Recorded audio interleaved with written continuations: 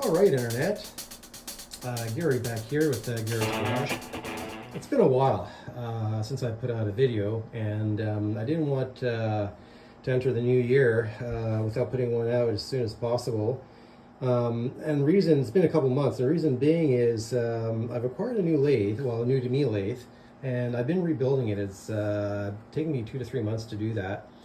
And I'm finally putting my Boxford up for sale, and so within the next couple of days I need to move it out of my workshop and bring it up around the house to the front of the garage and store it there until it gets sold.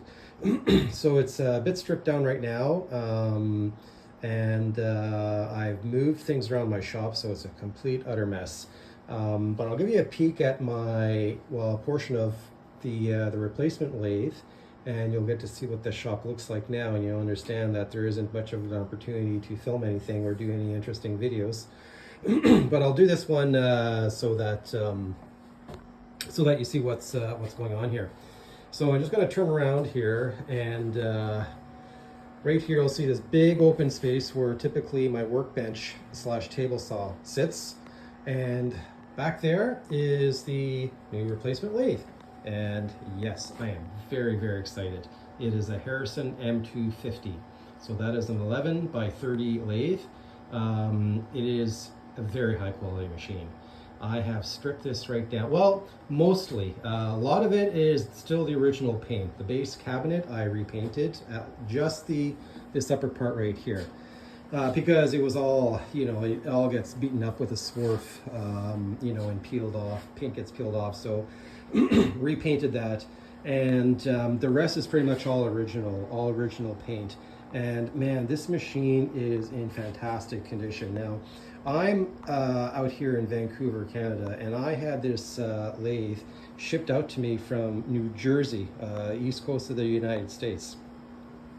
And the reason I bought it is because it came with a lot of accessories that are very, very difficult to find, if not impossible to find here in North America. But, well, let's start right down here. First, there is the 3-phase suds pump, or a coolant pump, and it is working. It's working great. I've taken it apart, cleaned it all up, put a new gasket in there, and she's good to go. This is the original 1.5 horsepower 3-phase motor, which I'm keeping. It's going to be adequate for my purposes. These are the Analam readers. I thought I would replace them with something more modern, but when I took them apart to clean them, it's like, oh, okay, the quality is amazing. Made in the USA, they are staying. So I cleaned them up, and they're as good as new now, both for the is that a Z, I guess, and for the Y or X. Not familiar enough to know what I'm talking about. Bring you around front. I think this is 1986, so that's when they did the shitty data plates with this very low contrast setup, etched setup. I can still see it kind of, but I guess you can tell too that it's not the best.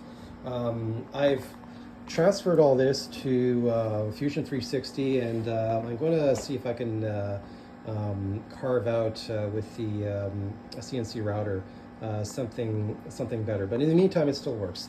I've completely rebuilt everything in here. And well, when I say rebuilt, I pulled off the gearboxes, took everything apart, took all the gears apart inside, and it's all like brand new now. It just had to be wiped down, very little wear and tear, just really like brand new. Original paint on the bed, as you can see, and it's got that box type of bed.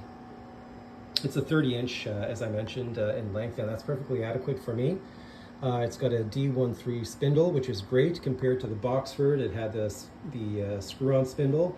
And that's one of the main reasons why I'm replacing it. There are 2 reasons. One is rigidity. I mean, rigidity is not bad, especially if you do the Compound Delete project, which I never got around to finishing. It would have been perfectly fine. It is a fantastic lathe for that. you know, it's quite rigid if you do that compound delete project. But anyway, this came up and I just had to have it. So I splurged, and here she is. So anyway, there you go. It came. So there's the apron, I suppose. This should give you an idea of what it looks like inside. I don't have the main gear open, but as you can see, you know, it's everything is just like new. It's in fantastic shape. Very, very little wear on anything. Super happy with that. It does come with the follow rest, which is amazing. I mean, these are very, very rare. Just as rare, maybe a little less rare, but still rare, is the steady rest. Basically impossible to find in North America. I know people that have been looking for them for 5 years now and still haven't been able to find them. AXA style tool holders. This is my collection from the Boxford. I'll be using them here. Oh, it's got the original Harrison / Colchester lamp, which is nice. And then the Analam display down here, and a whole pile of other parts. Taper attachment, that's a big deal. That guy is really, really well made. And you know, you just can't find them either. And the rest of the parts are here that I need to put back together, as well as the let's see, what do I have here? Yeah, there's the compound portion of the machine as well too. Everything's been cleaned. I 3D printed some new wipers because the original wipers just came apart. They crumbled into dust.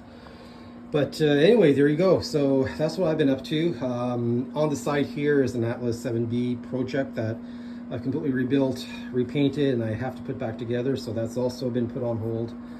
And I've been buying a few tools here and there. Down there, you see that blue box? That is a Shars 6-jaw chuck for the Harrison lathe.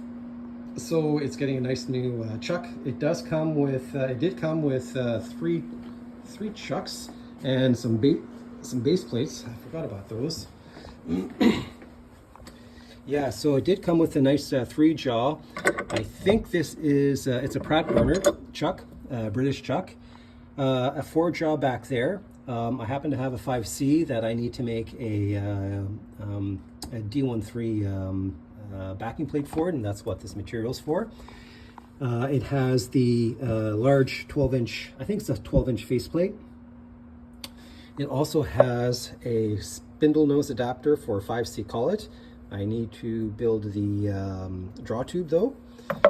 And oh yeah, and a dog plate as well too, buried back there.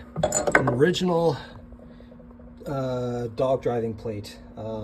Yeah, so very, very happy that it came with a lot of accessories.